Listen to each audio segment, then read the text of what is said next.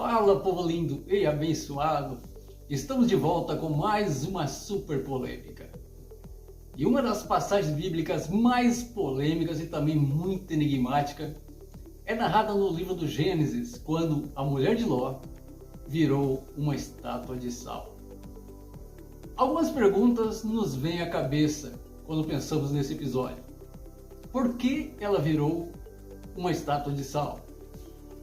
O que Deus quer nos ensinar com essa passagem? Quer saber a resposta para essas perguntas? Então fique conosco até o final, porque o Polêmicas da Bíblia está começando agora.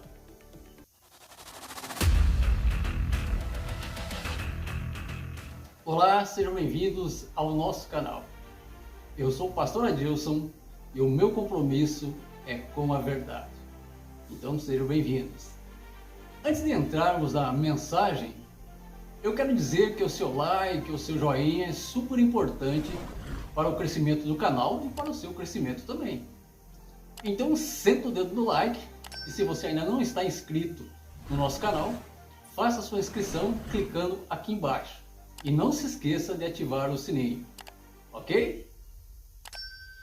De acordo com a Bíblia, no capítulo 19 do livro do Gênesis, ele relata que Ló e sua família foram morar em Sodoma. Sodoma era uma cidade marcada por sua depravação sexual e imoral. Mas chegou um momento que Deus disse: basta, eu vou destruir essa cidade. Mas antes ele enviou seus anjos para avisar Ló e a sua família que eles deveriam fugir daquele lugar. Porém, não deveriam olhar para trás. Entretanto, fazendo-se uma analogia, entendemos que a esposa de Ló, ela precisou ser arrastada para fora daquela cidade, da qual ela não queria sair, pois a mesma, contrariando a ordem de Deus, ela olhou para trás. Ela não obedeceu a Deus. E a Bíblia diz que ela imediatamente virou uma estátua de sal. Mas, afinal de contas, por que estátua de sal? Poderia ser estátua de pedra, de madeira ou talvez de gesso. O que Deus quer nos ensinar com esta mensagem, quando ela virou uma estátua de sal? Bem, em outras palavras, após ser arrastada de sua vida de uma cidade imoral e promíscua, e ser colocada num novo caminho, um caminho de liberdade, a mulher de Ló, ela olhou para trás, com desejo e saudades do seu passado. Ela fez exatamente quando esse passado estava sendo consumido pela ira de Deus. Então ela resolveu olhar para trás, Deus estava consumindo aquele passado dela. Eu creio que uma pista para podermos compreender a sua morte está no que ela se transformou. Deus poderia ter terminado a sua vida de muitas maneiras diferentes. Poderia tê-la convertido, ou talvez tê-la coberto de qualquer uma outra substância que não fosse o sal. Mas Gênesis nos diz especificamente que ela se tornou numa estátua de sal.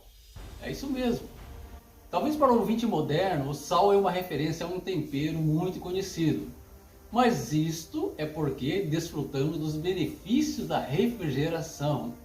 Então, só que por milhares de anos, a função primária do sal não era ser tempero, mas sim um conservante, porque naquela época não existia geladeira. E se Deus tivesse demonstrado misericórdia para com a mulher de Ló, o que teria acontecido? E se ele tivesse permitido ela fugir da maldade de Sodoma para um lugar melhor, ao mesmo tempo em que abrigava no seu coração um amor com o seu passado? Talvez Deus podia ter permitido.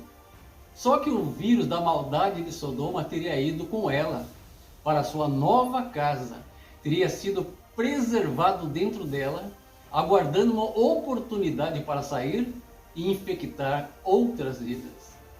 Então, ao invés de permitir que ela preservasse a estimada memória de Sodoma num novo lugar, Deus a preservou como uma estátua de sal.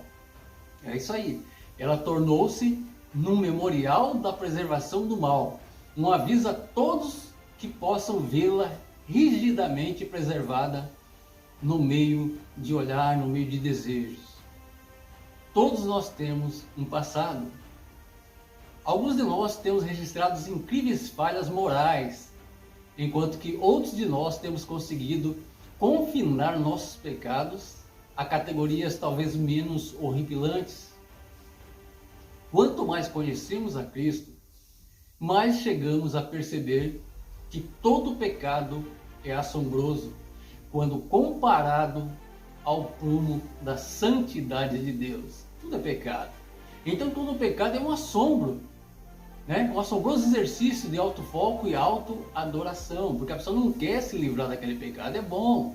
A fé salvadora nos liberta do poder do pecado.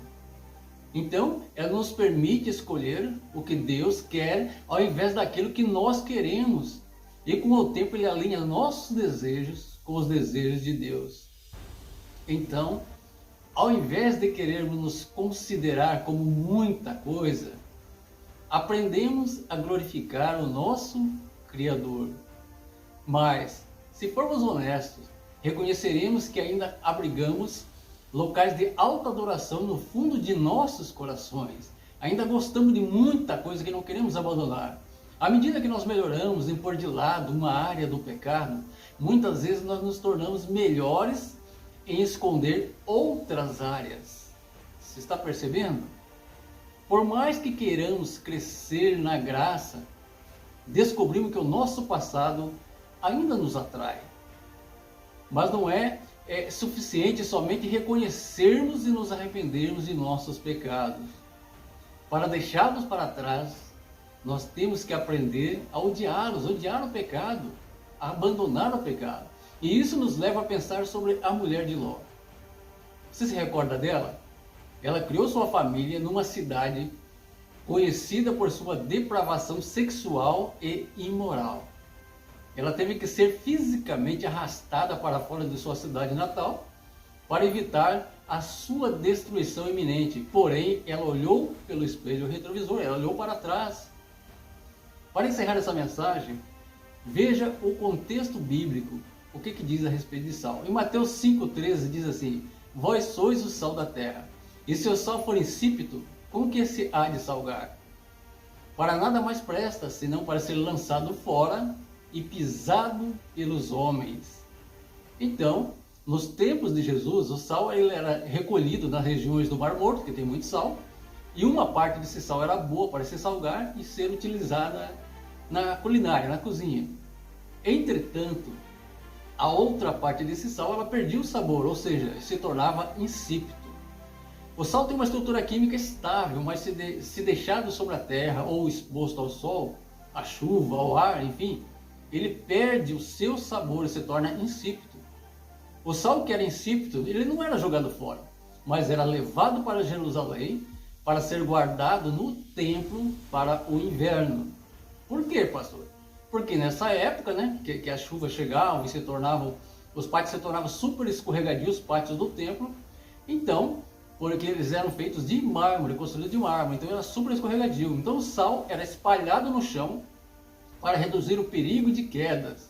Portanto, o sal que perdeu o sabor é pisado pelos homens, é isso que significava. Portanto, Deus a transformou numa estátua de sal, para servir de memorial às gerações futuras, para nos advertir contra o perigo de olhar para trás e abandonar a obra de Deus. Uma vez que nós botamos a mão no arado, não podemos olhar para o passado, não podemos olhar para trás, não podemos ficar com saudade de coisas que nos fazia lá no passado, no nosso passado.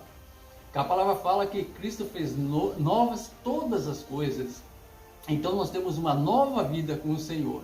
Então, quando a mulher de Ló, ela olhou para trás, ela estava com saudade do seu passado, o passado pecaminoso, que ela vivia numa cidade pecaminosa.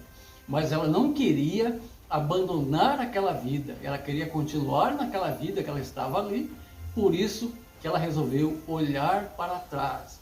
Por isso que ela foi transformada numa estátua de sal, conforme disse lá o texto de Mateus, né?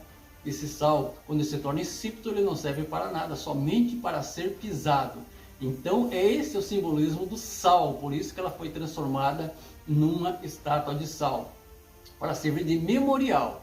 Porque se a gente começar a olhar para trás, para as coisas do passado, a gente vai perder todo o nosso sabor, vai perder toda aquela coisa que nós conquistamos quando nós nos dedicamos à obra do Senhor. Amém? Que Deus abençoe grandemente a sua vida e até uma próxima, se Deus quiser. Tchau, tchau.